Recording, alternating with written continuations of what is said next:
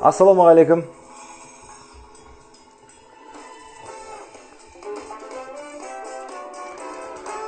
Кеш жарық қымбатты ағайындар, аса қадірлі ханымдар мен мырзалар, Мүсіреп театрының тұрақты көрермендері, енді ғана қосылып жатқан көрермендеріміз. Ассалаумағалейкум Шағуан, ассалаумағалейкум. Рахмет көп рахмет. Әріптестер, қымбатты достар, қалайсыздар, аман есенсіздер ме? Денсаулықтарыңыз қалай, үй іші, бала-шағаларыңыз, отбасыларыңыз қалай? Бәрі жақсы ма?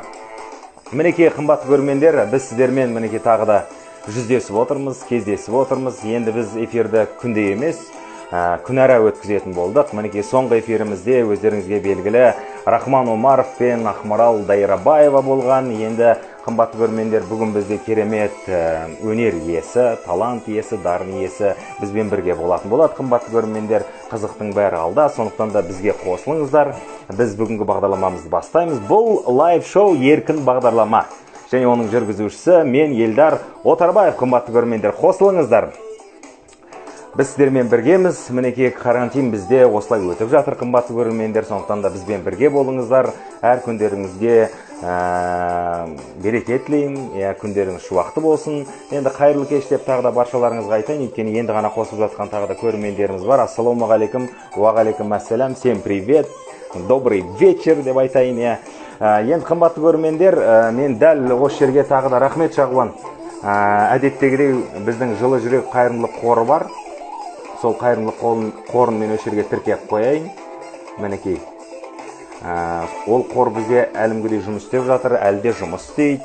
Дәл қазіргі уақытта қиналып жатқан мұқтаж жандарға сіздермен біздердің түскен біз ақшаларымызды сол кісілерге азық-түлік ретінде апарып беретін боламыз. Сондықтан да қайырымдылық істен құр қалмаңыздар дегіміз келеді. Енді қымбатты көрермендер, мінекей Алла қаласа, бүгін кешімізді өткізіп, таңғы сәреде аузымызды бекітіп, мінекей ораза ұстайтын боламыз. Сондықтан да оразаларыңыз қабыл болсын, ниеттеріңіз қабыл болсын дейміз, қымбатты көрермендер.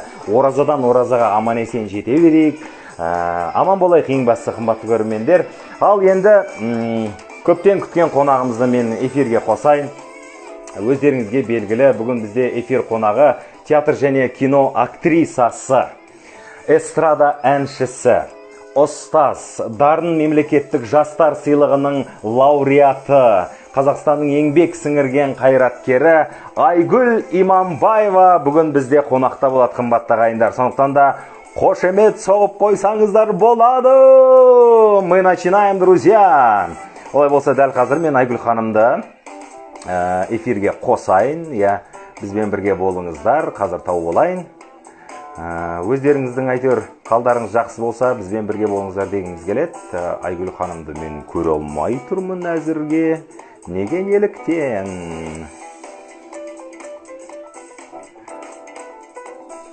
Әлі қосылмады ғой дейме?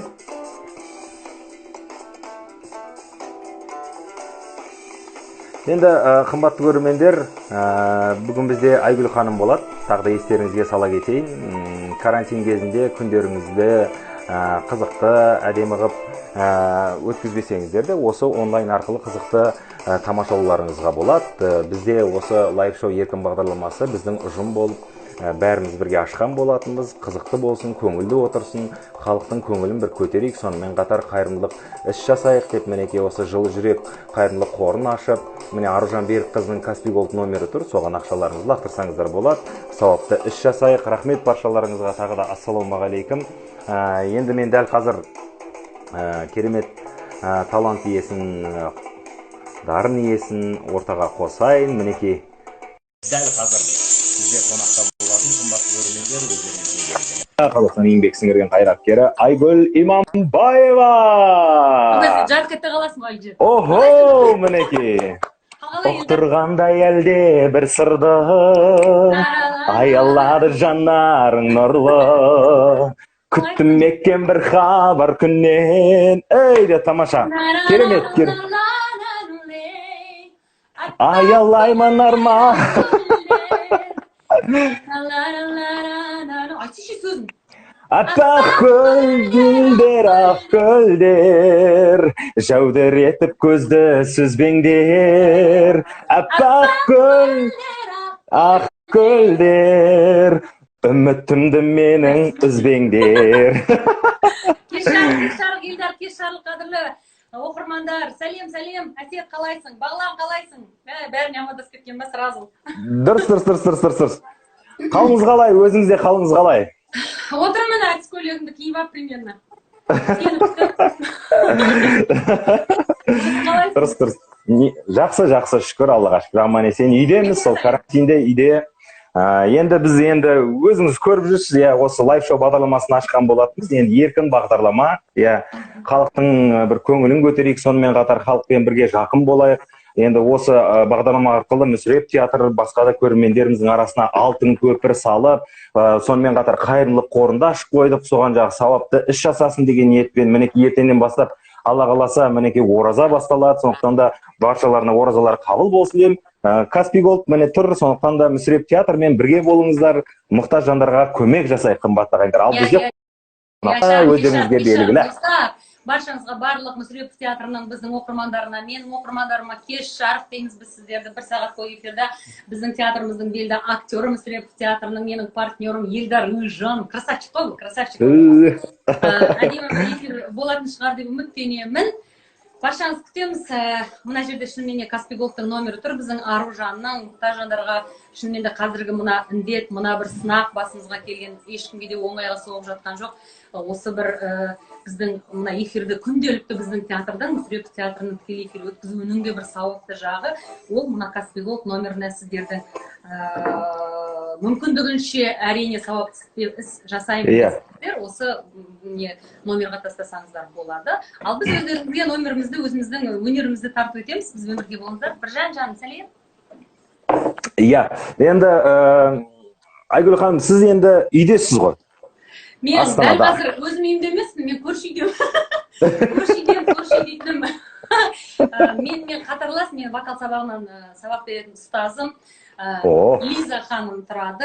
Лиза апайдың үйіндемін, себебі бұған дейін менде вокалдан сабақ болды. Және де аппаратура бар, колонка бар, микрофон, барлығы жалпы ән айтуға, шығармашылыққа бір өзі ыңғайлы, осындай жері болғаннан кейін. Отырмыз осы сені күтіп. Әсет, қалайсың? Керемет. Лиза ханымға бізден жалын сәлем айтыңыз. Кеше осының туған күні болды, барша. Құттықтап қойса болады. Өте талантты, қаншама өнерге қанат қаққан жастардың да, үлкен буынның да ұстазы ол кісі. Шіркін, Лиза ханым, шын жүректен туған күніңізбен құттықтаймыз. Жасыңыз құтты болсын, жастан жасқа аман есен жете беріңіз дегіңіз келеді. Шәкірттеріңіз көп болсын, шәкірттеріңіз осы Айгүл ханым сияқты елге танымал әртістер болсын дегім келеді. Енді Айгүл ханым, қош келдіңіз. Бүгінгі эфирімізді бастайық. Бүгін емін еркін сөйлесіп, сіздерге сұрақ қойып, көрермендеріміздің де арасында сұрақтары бар шығар, сізге қоятын талаптары бар шығар. Сондықтан да емін еркін жүргізе берейік. Енді шынымен деген балалық шаққа қарай бір барып қайтайық. Енді кезінде бала Айгүл қандай болды деген сұрақтан бастайық. Қандай болды еді? Мұрын тыртық, қол тыртық, бас тыртық, аяқ тыртық, тізе сау жер жоқ. Енді содан ойлай бер, мен қандай болған примерно. Тентек болдым, бірақ ақылды тентек болдым. Тентек, бірақ ақылды.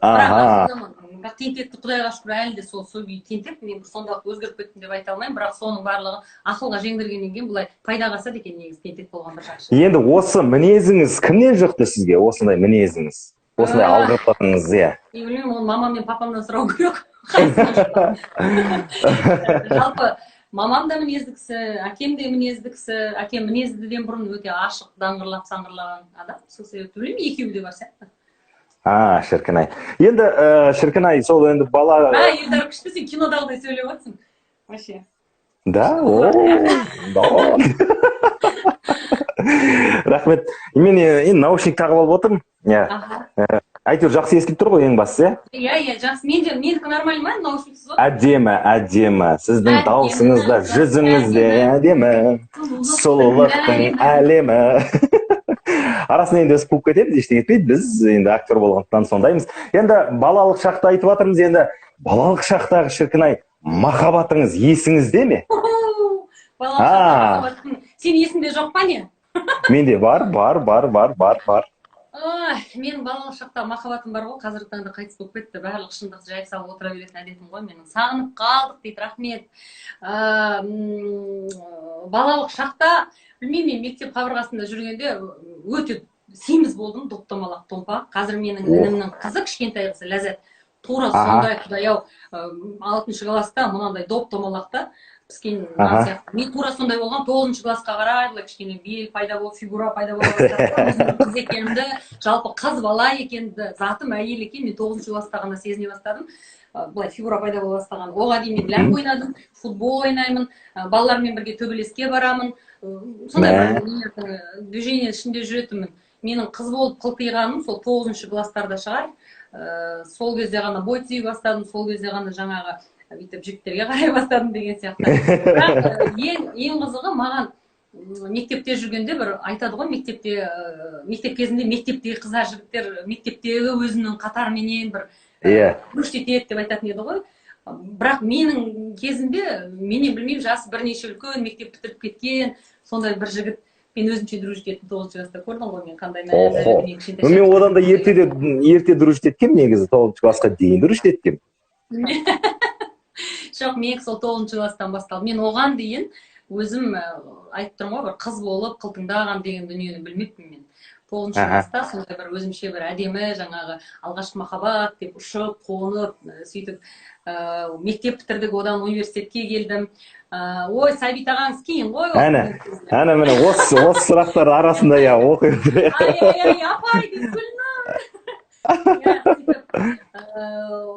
жүргенке келдім, оқуға түскеннен кейін жаңағы баламның әкесі өзінше кішкене көз қырын салып жүрген кезде жаңағы менің жігітім қазір марқұм болып кетті. Сол жігіт қайтып келіп, мен сені алып кетемін деп, не керек?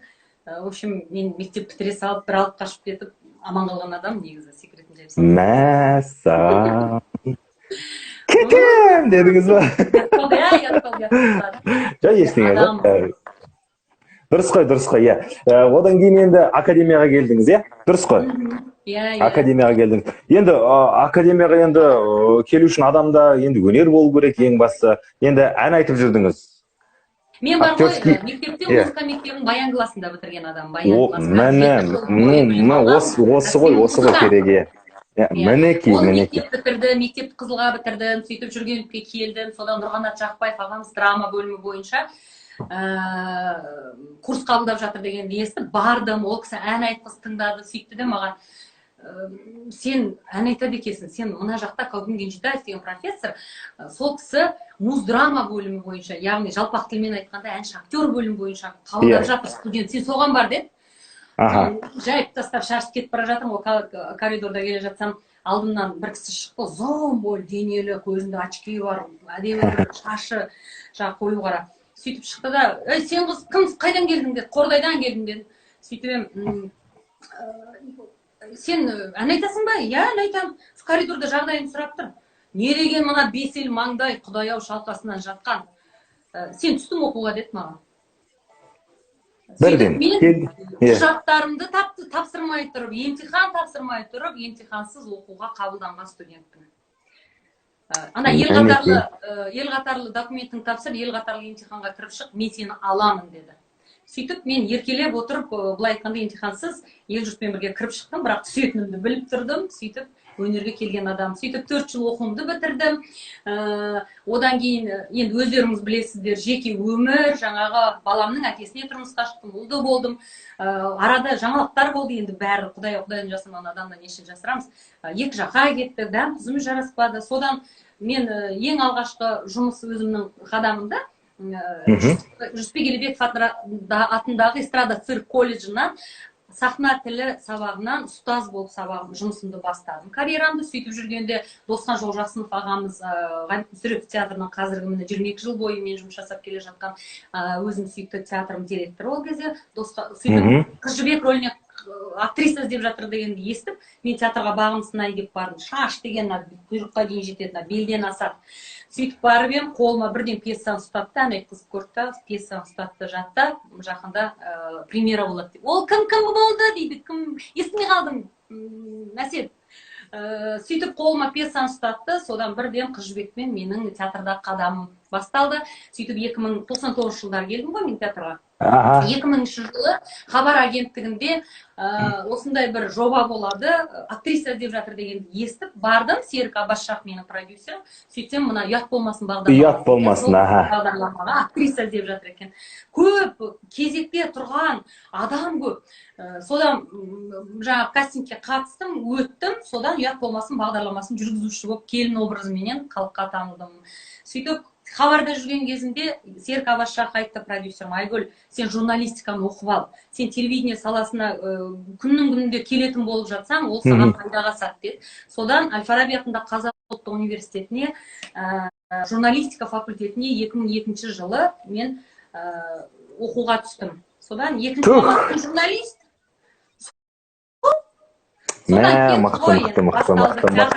Мықты. Спектакльде партнер болдым. Көгілдір таксиде екеуміз партнер болдық. Желтоқсан желінде. Театрда да мен сүйікті партнерларым көп. Мен барша өзім әріптестеріме Мүсірепов театрындағы қыздар жігіттер бәрімізге кеш жарық сәлем айтамын. Бәріңізді жақсы көремін. Кеш жарық, енді бізде бар жоқ өзі бірақ сағат сұрақтар өте көп, әлде қойылады, тапсырмаларымыз бар арасында. Енді әу деп бір әннен бастасақ шіркін-ай. Сіздің әніңізді де естіп отырайық, біраз әндер тыңдайық сіздің репертуарыңыздағы. Ана туралы жырдан бастаймыз. Ана туралы жырдан бастайық, онда? Әрине. Ана туралы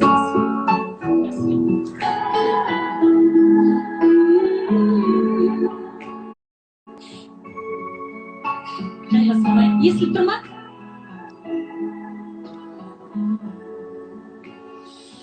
Әлемнің жарығын сыйладың сен маған, даланың әр гүлін жинадың сен маған, сен берген құстарды қанатын самғаған, далалық құштарым өзіңе арнаған.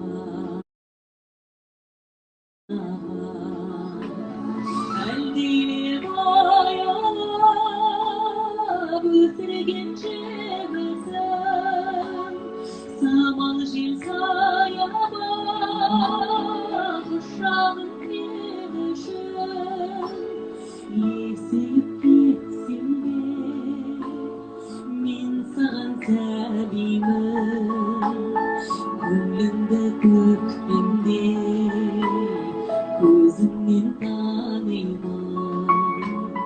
Есейіп кетсем де мен саған сәбимін,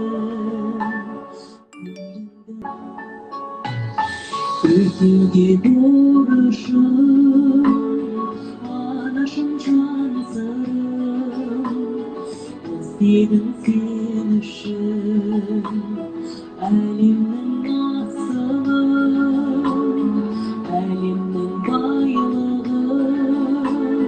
Сыйлар ем кеш мені, сыйлар ем ай күнін, қолыма түспеді.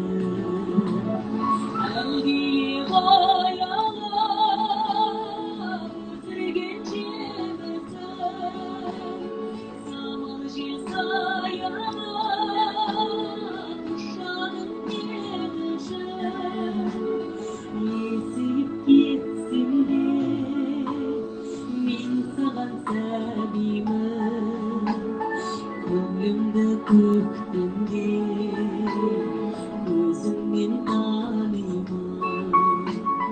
Есейіп кетсем де мен саған сәбимін, көңілімді көктемде өзіңмен танимын.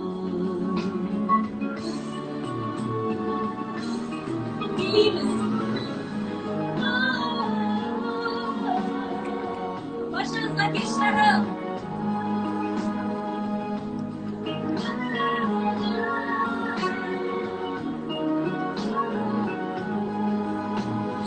Ете бір қанағат әзірге берерім,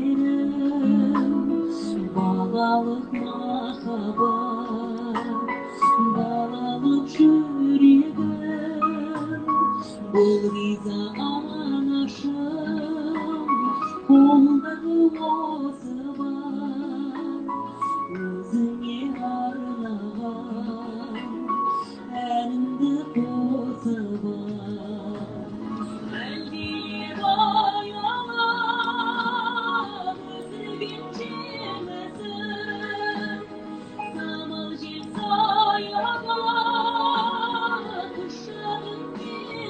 есіп кетсем де мен саған кәдемін көңіліңді көктемде көзіңнен танимын есіп кетсем де мен саған кәдемін көңіліңді көктемде көзіңнен танимын көңіліңді көктемде көзіңнен танимын. Браво! Браво, браво! Тамаша. Дүниеде кім күшті дейді, ана күшті, небір патшалар, батырлар ананың ақ сүтін ішті дейді. Осындай тамаша әнді орындап бергеніңізге мыңда бір рахмет. Осын пайдаланып мен өз анашыма мен сізді қатты сүйемін деп айтқым келеді. Дәл қазір жаным сол анашым, мен сізді жақсы көремін. Аналарымыз аман болсын. Көріп отқан шығар деп ойлаймын. Иә. Көп рахмет. Әдемі, әдемі. Шіркін-ай, енді әлі де тағы да тамаша әндер тыңдаймыз, тебіренеміз, толғанамыз, поэзиялар бар деген сияқты. Енді мына жақта сұрақтар қойып жатыр екен, мынау Каспий Голд не үшін екен деп. Енді басында біз айтып кеткен болатынбыз. Енді бұл Каспий Голд біз жылы жүрек деген қайырымдылық қорын ашқан болатынбыз. Сондықтан да біз мұқтаж жандарға, қазіргі қиналып жатқан адамдарға сол жиналған ақшаны алып, азық-түлік алып, сол кісілерге азық-түлік ретінде апарып беріп жатырмыз. Сондықтан да, осы Каспий Голд, міне Аружан Берікқызының атында тұр. Сол жерге ақшаларыңызды шама келгенше лақтырсаңыздар болады, қымбатты көрермендер. Шашың құтты болсын деп жатыр маған. Мен бүгін шашымды алдым ғой, сол үшін айтып жатыр ғой. Қойшы. Иә, сізге дейін мынандай шашпен жүргізіп жүрдім ғой былай. Иә, тамаша. Енді сіздің осы идеалыңыз кім? Менің идеалым? Иә, жалпы. Менше әр адамның өзінің идеалы өзінің анасы сияқты. Сіздікі анаңыз, иә, тамаша. Ал музаңыз ше, музаңыз? Ой, менің музам деген. Атырау қаласында Бақытгүл Бабаш деген ақын қыз бар, қазақтың қызы. Мен жалпы поэзияны жақсы көремін. Осы Бақытгүлдің өлеңдерін оқығанда жаным рахаттанады, Ақберен Елгезектің өлеңдері. Сондықтан жалпы менің музам ақындардың, ақын жанды адамдар менің музам. Тамаша. Енді шын мәнінде осы карантин болмай тұрып, енді сіздің графигіңізді өте жақсы білеміз. Мысалы, театрда мен жүрген кезде бірге ойнайтын сәттерде ұшып келесіз де ойнайсыз, қайтадан ұшып кетесіз, одан кейін концерт бар, ары бері әйтеуір ұшып қонып жүресіз, ана жерде ән айту керек, бәрі шақырулар жетеді, көп деген сияқты. Енді осындай сәттерде енді отбасыңызға, енді Асылжанға, енді балаңызға қанша уақыт бөлесіз? Енді Асылжан 22-ге келді ғой, Құдайға шүкір, ол бір өзі үлкен жігіт, аяқтан тұрған. Енді Асылжанмен қарым-қатынас бір достардың арасында қарым-қатынас сияқты қарым-қатынасқа баяғыда ұласып кеткен, өйткені баланы тәрбиелейтін жастан өтіп кетті. Жалпы бала кезінде, кішкентай кезінде көп шынымен де уақыт көңіл бөле алмай қалдым. Сол менің бір ішімде кейде әттеген-ай деген болады, бірақ балам енді тәрбиені барынша жақсы алды деп ойлаймын, әжесінің. Жалпы осы күнге дейін мен қыста міндетті түрде 10 күн бірге баламмен демалыста, жазда 20 күн баламмен бірге міндетті түрде демалысты бірге өткіземін. Ал қалған уақыттарда ылғи жолда, ылғи жұмыста, онсымен мен енді Нұр-Сұлтанда тұрамын ғой, 5 жылдай болды. Сол себепті екі арада шапқылап жүргеннен кейін Қазақстанның кейде түкпір-түкпірінде, күнде уақыт бола бермейді. Ал бірақ ылғи да хабардамыз. Ал енді қазіргі таңда, кейінгі уақытта мен енді Нұр-Сұлтан қаласында өзімнің бұйыртса мынау өнер жолына баратын балаларды тәрбиелеп шығаратын үлкен АИ академиясы ашылып жатыр. Академия деген, яғни ішінде берілетін білімнің деңгейі профессионалда жоғары болғандықтан, ол жерде 1 жыл, 3 жыл, 5 жылдық курспен оқытатын болғандықтан, академия деп атады. Соның барлық жұмысымен былай айтқанда қазір балам айналысып жатыр. Қазір біз шығармашылықта біргеміз. Міне бүгін ғана бір жарнаманы бірге отырып түсірдік. Рахат, қазір режиссер қасында, оператор қасында, бала. Тамаша, тамаша, иә. Ақжол тілейміз, Асылжанға. Асылжан өзі талантты жігіт, ақылды жігіт, оны білеміз. Енді шынымен де осы енді өнер деген әлемде жүрсіз, жалпы осы өнердегі достарыңыз қаншалықты адал, және осы бір жетістікке жету үшін осы аяқтан шалған кездер болды ма сізде? Өнерде енді бізде бір цехта жұмыс жасағаннан кейін, барлығымыз бір жаңағы жолда болғаннан кейін қашанда қуанышына қуанып, қиыншылығында қасында болуға тырысамын. Шоу бизнесте болсын, театр әлемі болсын, жалпы енді қазіргі таңда педагогикадамын ғой, міне 4 жылдан асты. Сол себепті барлық жерде әріптестеріммен өзімнің жаңағы ортам, от оттап су ішіп отырған, сондықтан тілекшімін бәріне бірдей. Ал енді достыққа келетін болсақ, достық деген тақырып ол менің жүрегімде тіпті бөлек тақырып. Бұл жерде отқа да суға да өзіңмен бірге барып, жаныңның, жүрегіңнің қылын сезінетін адамды ғана дос деп айта аламын. Мен сол себепті көп жағдайда өнердегі достарым, әріптестерім деп айтамыз, ол менің былай ортам. Ортаммен менің күндіз түні ыдысым араласпайды, ыдыс аяғым. Білмеймін, мен араластырмайын деп араластырмайын емес. Жалпы менде бір кейде өзімде бір самозащита дейміз ғой, бір не тұрады, қызық блоктар бар кейде. Өзімен өзі, бір ашылғым келсе де ашыла алмай қалатын сәттер болады. Мен оған кінәлі емеспін, бәрін жақсы көремін, бәрін сыйлаймын, құрметтеймін. Ал бірақ дос деген менде тіпті бөлек саладан, тіпті дым өнерге қатысы жоқ адамдар менде саусақпен санарлық. Нағыз достар. Ал ортам, өнер ортасындағы достар, олар барлығын мен жақсы көремін. Керемет, керемет. Енді ойлаған армандарыңыз, мақсаттарыңызға жете беріңіз, бәрі іске аса берсін, шәкірттеріңіз көп болсын, мықты ұстаз болыңыз, біздің үлкен өнердегі ағаларымыз секілді, аталарымыз секілді. Шіркін-ай, енді бір қызық болсын. Мен сізге қазір кез келген бір сөз айтамын, бір импровизация болсын, бір шіркін. Кез келген сөз айтамын, сіз ары қарай соны әңгіме қылып жалғастырып кетуіңіз керексіз.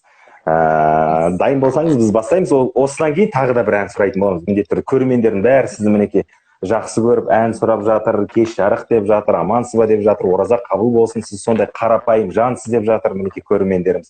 Сондықтан да ең бірінші сөз, кеттік, әңгіме құрастырамыз. Импровизация. Астана. Ой, Астананың ақ боранына еш нәрсе жетпейді ғой. Ол ақ боранда Астананы көргенді арманда, көрмегенді арманда. Ал сол Астананың жаздың күнгі массасын айтсаңызшы, адамнан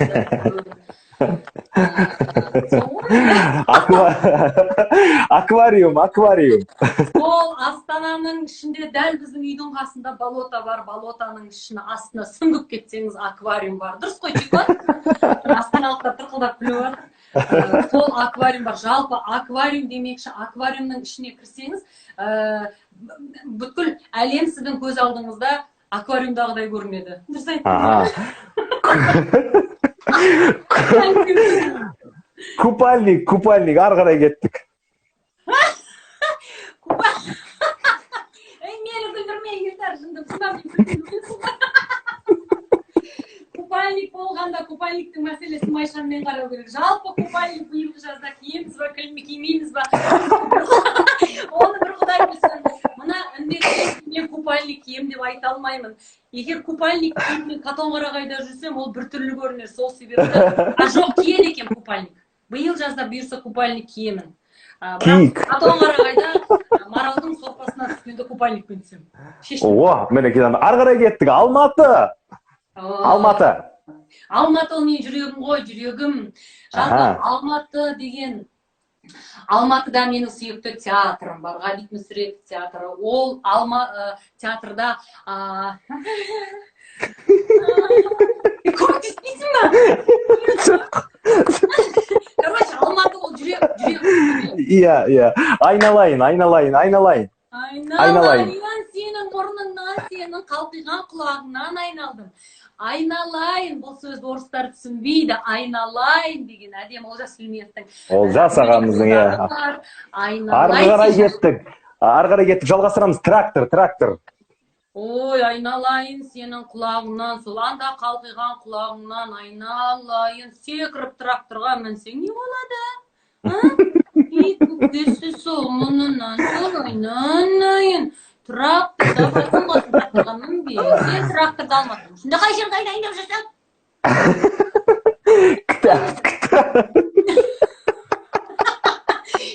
Трактор, оңай білең айтшы, мына өзі күле береді, білең. Арнайы дайындап қой. Кітап. Кітап кеттік ары қарай жалғастырайық. Мына трактордың ішінде отырып кітап оқуға болады жалпы. Енді бұл трактордың ішінде отырып өзім білмеймін, трактордың ішінде емес, үйдің ішінде оқып көрдім кітапты. Кітап дегеннің түрі бар енді. Осы карантинде отырып алып, мен 6 кітап оқыдым өтірік айтпай. Жұмыртқа. Сол кітаптың ішінде түнде ғана оқыдым ғой жұмыртқа жайлы. Жұмыртқа болды. Той. Қазір той деген әңгімені айтпа. Сол жаңағы жұмыртқаның ішін жарып қалсаң, ішінен бір топ әнші шыға келмесі бар ма? Фантазия қайда жатыр. Түгел әншілер ғой жүрген жұмыртқаның ішінде.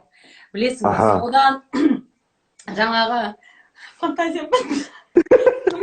Арғыда кеттік, тұрма. Ой, әншілердің бәрі сол тұрмалап кетті ма, не болды қазір? Ой.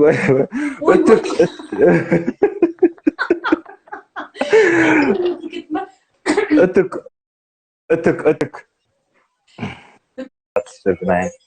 Еще келтіріп отырсыз, кәдімгідей актерский, әдемі. Әлігім құсап, дәурені сап, жүрменім жайқап демесін, шүкіріп жүрсің қасыңда, сүйініш болып мені десен, шүкіріп жүрсен қасыңда, сүйініш болып мені десен. Құсы басыма, онда да келіп демесен, шүкіріп жүрсен қасыңда, сүйініш болып мені десен. Ертең жарысу керек еді. Негізі, біздің ерден де парадис қой, шіркінай. Ол еще сындырады, ой, енді әнге кезек берейік, шіркінай. Қызықты сөздерді айттыңыз, жатыр, көп жазып жатыр. Ораза ұстайсыздар, ораза қабыл болсын. Бұйыртса. Жалпы берген садақаның өзін, сол қолын берген садақаның оң қолын білмесін дейді. Намаз оқысаңыздар, жария қылма дейді намаз оқығаныңды. Болмаса қатты ұяда ұстама дейді Құранда, және де ораза ол бізге парыз болып берілген, сол себепті бір Алла дейік сөздің басын. Құдай қаласа таңда бәріміз дауыс бекітеміз. Біз жалпы әжеміздің, анамыздың бала кезімден ес білгелі ораза ұстаған көргендіктен, мен өз басым 5-ші сыныптан бастап мен ораза ұстадым. Сол себепті ол жылдағы дәстүр бойынша балам да, мамам да Аллах қаласа ұстаймыз, бекітеміз. Ол біз үшін үлкен мереке ораза. Керемет, тамаша. Қабыл болсын, құтты болсын. Ақыркеден бастаймыз ба, не істейміз? Көрейік, өзіңізге ыңғайлысын. Қатты емес ба? Кішкене басайық.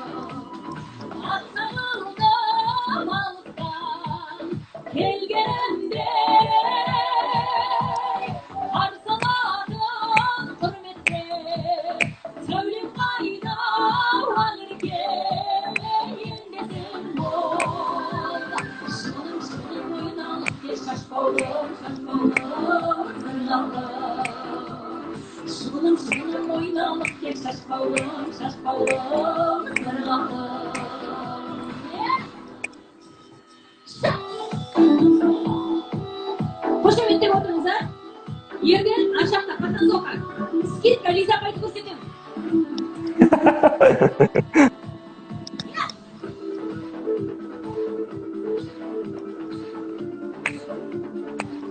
Haydi!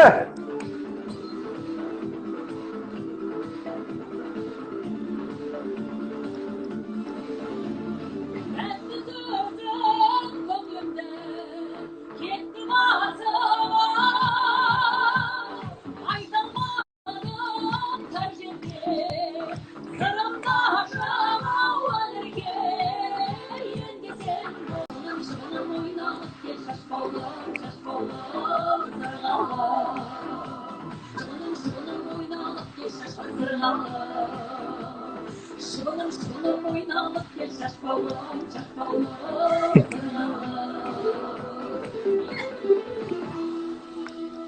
Келген екен. Ой, бәрекелді, тамаша, тамаша. Не деген дауыс, не деген тембр, не деген подача. Ой, шіркін-ай, тамаша, тамаша. Экранның бәрі қызыл мата, қызыл қою керек дейді. Ана нелер көрінбей жатыр ма? Комментарийлар, иә. Өзім үйімдемесін, үндемей отырайық, иә? Қызыл мата деген андай не шығар, көз тимес үшін шығар негізі деп ойлаймын.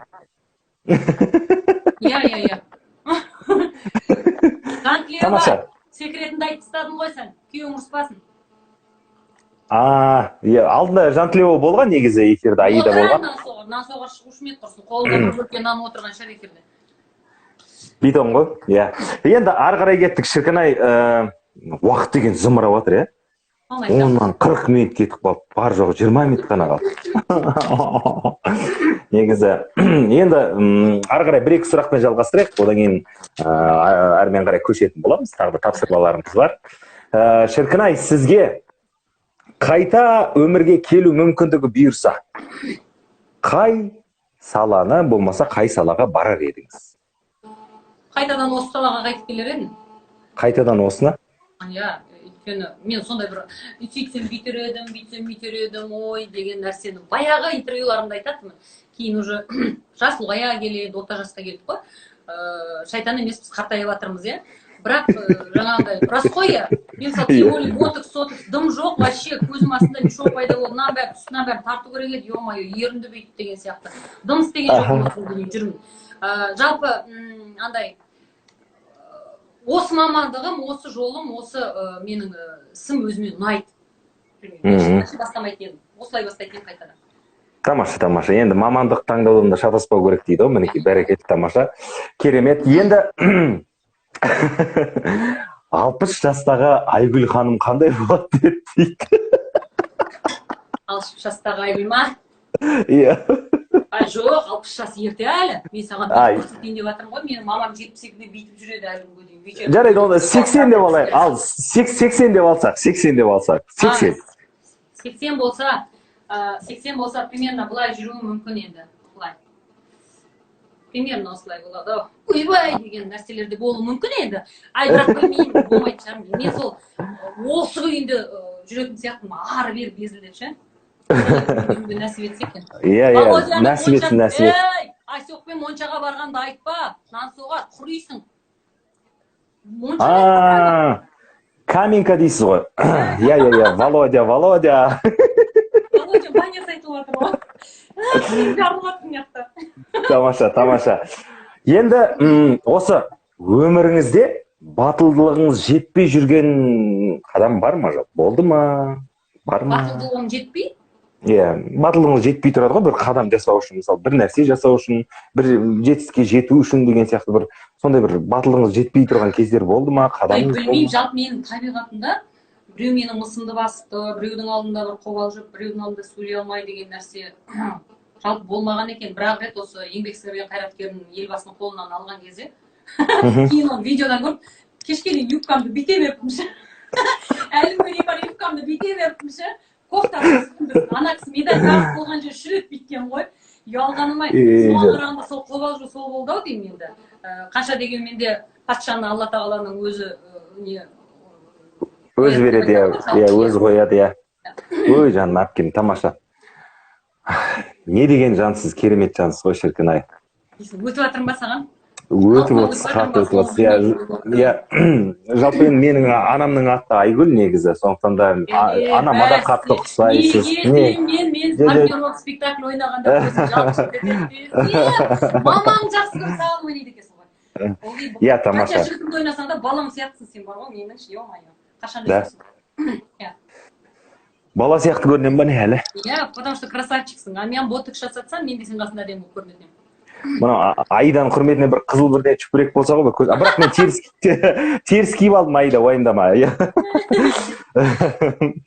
Енді, шіркін-ай, бір поэзияға көшейік. Уақыт деген 10:44 болып жатыр, шіркін-ай.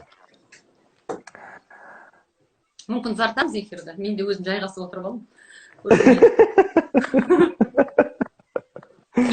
ертең эфирден шықпа, қазір мен сенің құрметіңе Лиза апайды көрсетемін соңына қарай.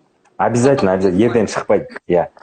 Енді бір өлең сөздің патшасы, сөз сарасы дейді ғой шіркін-ай. Бір поэзия. Бағана айттым ғой, мен сүйікті ақынымның бірі Бақытгүл Бабаш болса, бірі Ақберен Елгезек деп Ақбереннің әдемі өлеңін оқимын.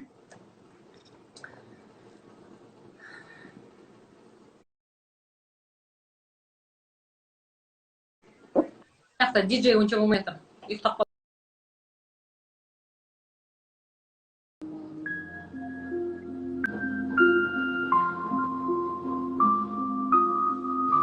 Сен ешкімге бермеймін, сұрамасын. Сұрамасын жанымның мұнарасын. Көктөгінгі қызғанам, сезілеме жүректің мұздағаны. Ұнықпасыз дүниеде теңдесі жоқ Тәңірдің сүйіктісі біз ғанамыз. Мен сені сүйімден жалықпаймын. Қанатсыз-ақ қасыңда қалықтаймын. Сен қасымда болғанда жұмақтаймын. Сен жоғалсаң, алаулы тамақтаймын. Мен сені сағынудан азап шегем. Азап шегем. Бұл азап ғажап неге? Кеудемдегі жалынмен салыстырсаң, аяз болып көрінер тозақ деген. Біреу менің көзімнен байқар күзді. Мен сені ұмытуға қауқарсыз. Имандылық заңдарын бұзған бұлар, жүзі күйген пенде деп айтар бізді. Айта берсін, құлағыма ол сөзді іле алмаймын. Себебі мен сезімсіз өмір сүре алмаймын. Өзгелерсіз күн кешсем өкінбеймін. Ал өзім. Оглянись, незнакомый проход.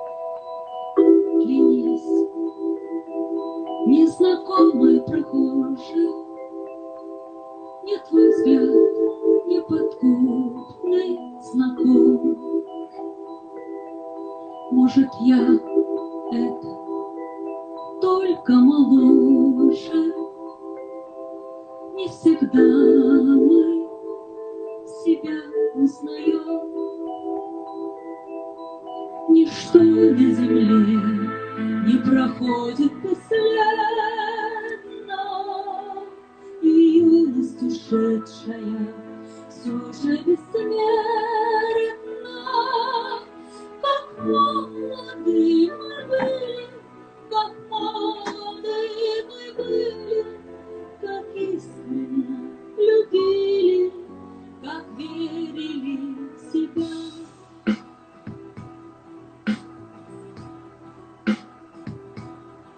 Нас тогда без усмешек встречали все цветы на дорогах земли. Мы друзей за ошибки прощали, лишь измены простить не могли. Ничто на земле не проходит бесследно, и юность ушедшая все же бессмертна. Как молоды мы были, как молоды мы были, как искренне любили, как верили в себя.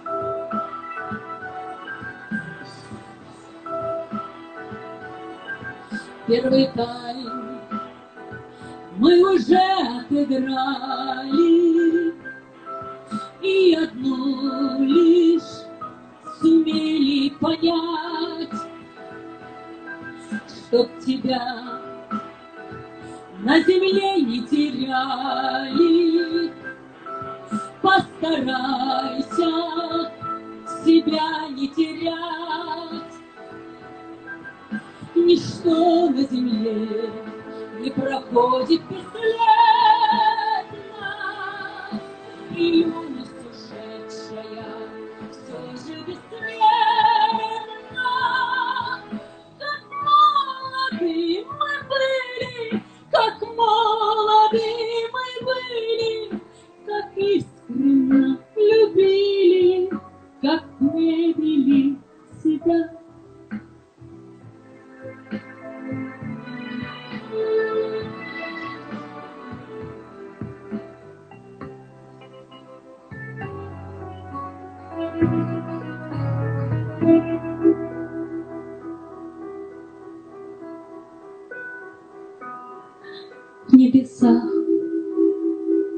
как горели зорницы, и в сердцах утихает гроза. Не забыть нам любимые лица, не забыть нам родные глаза. Ничто на земле не проходит бесследно, и юность ушедшая все же бессмертна. Как молоды мы были, как молоды мы были, как искренне любили, как верили в себя. Браво! Браво! Тамаша! Қайда кетті? Адам деген күліп келіп ойға да батып кете алады, қалай, шіркін-ай, ақпен қара бар, жақсылықпен жамандық бар, сондықтан да жақсылығымыз көп болсын, қуанышты күндеріміз көп болсын, шіркін-ай. Бір поэзия оқиыншы. Давайте. Ойға батырып жібердіңіз. Кеттік.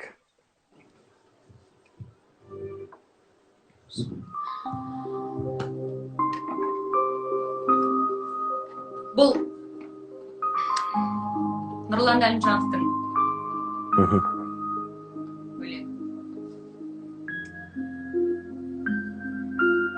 Бейнеңді іздеп мен сенің өмірді оймен өлшедім. Өзіңмен өткен күндерге жанымның бердім бөлшегін. Арайлы күнде көріктім, ағарған таңда көріктім. Есіммен қалай таңдырып, елес бұл қайдан жолықтың. Сүйегің қандай тектеді, көздерің қандай оттеді. Жаныма шуақ құйылып, жатқандай болдым, жұтқандай болдым оттегі. Сәуірде көлген сәулелім, сәулеңді таппай әуремін. Ғайып боп кеткен бір сәтте дәуірге татыр дәуренім. Жыр ойнаған сөздерде, нұр ойнаған көздерде, аймен бірге айналған аяулы бір кездерде, өмірдің зулап өтерін албырт көңіл сезген бе? Мен өзгеріп кетсем де, сен ешқашан өзгерме. Шіркін-ай. Браво! Тамаша. Мен саған сөз бермейтін болдым. Кеттік. Бұл әнді қатты сұраған эфирде Біржан деген жігіт Оралда.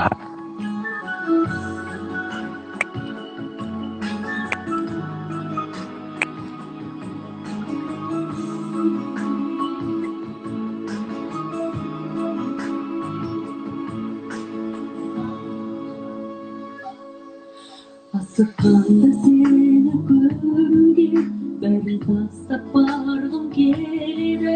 Сен қаласың көрік төрінде, мәңгілікке қалғым келеді. Ол жетпейтін арман көгінде, жұлдызым боп жанғым келеді. Бірге болсақ болды өмірде, саған ғашық жанма себебі. Көргім келеді, сағындыра сезім тілді. Көргім келеді, сенгім келеді, қайда барсаң сені менен. Көргім келеді, ергім келеді, бірге уақыт құшағына. Ергім келеді.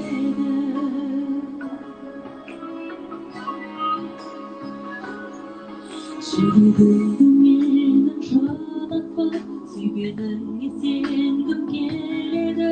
Түскірсе де тағдыр сынаққа, өзіңменен жеңгім келеді. көзіңнен мен жаным бірақта бәріне де көнгім келеді жаныңда бол кетпе жырақта күнде сені көргім келеді көргім келеді саған ғана сезім тілді бергім келеді сенгім келеді қайда барсаң сені менен ергім келеді бірге уақыт құшағына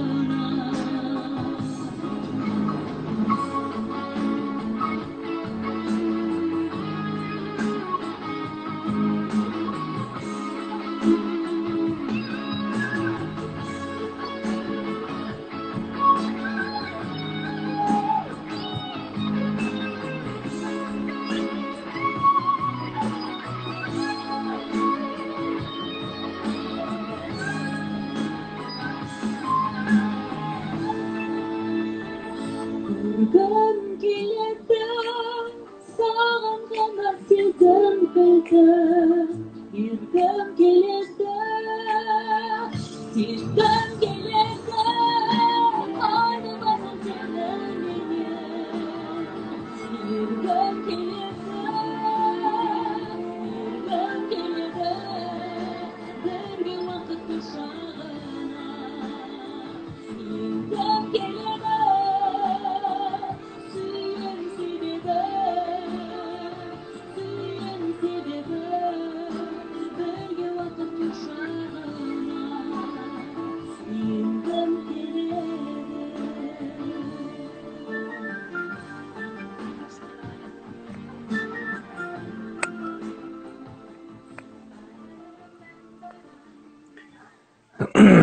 Тамаша. Браво. естіліңіз дұрыс па? Жақсы. Жақсы. Жоқ, әдемі естіліп тұр. Иә, бәрі шапалақтарын, жүректерін, мындай әдемі көздерді бәрі толтырды. Ержан, сен құрметің арналды, досым. Ой, рахмет, бәрекелді. Енді тез мен бір блиц вопростар қоя салайын, просто я жоқ деген сияқты. Қандай вопрос дейсің? Қордайда ондай название жоқ, блиц вопрос дейсің ба? Иә, кеттік. Иә, бізде өзі 2-ақ минут қалды. Ең сүйікті рөліңіз? Қыз жібек, Медея. Ең сүйікті партнеріңіз? Айтпа. Айтыңыз. Менде 2 сүйікті партнер бар. Айтпай. Аха. Хорошо. Алматы, Астана? Алматы. АИ театры, Тюз театры? Ой, ё-моё. Нельзя же так. Екеуде. Не, көрсеш ондай нәрсені сен? Эстрада болмаса театр? Не, екеуде. Мен осы сұраққа жауап берейінші. Жалпы өнердің барлық саласын меңгерген адам толыққанды артист. Мен артистпін. Мен актриса да емес, мен әнші де емеспін. Екеуінде меңгерген артист. Иә, тамаша. Неден шабыт аласыз? Неден? Таудан. Таудан, табиғаттан, иә? Шақырған жерге уақытылы барасыз ба? Жоқ, никогда. Бір университетте бір не болып қалмаса, какие жаңағыдай емтихан болып қалғанда ғана ровно баруы мүмкін, қалған уақытта жоқ. Өзимош, люблю. Рөлдерді таңдағанда неге мән бересіз? Драматургия. Бірінші материалға. Алғашқы жаттаған ағылшынша сөзіңіз? Hello, how are you, my friend? Ең үлкен қорқынышыңыз? Бізде эфир бітейін деп жатыр, 10 секунд қалды. Жоқ, бізде 4 минут кеткенде кіргенмей өтірік айтпа. Менде бітейін деп жатыр эфир.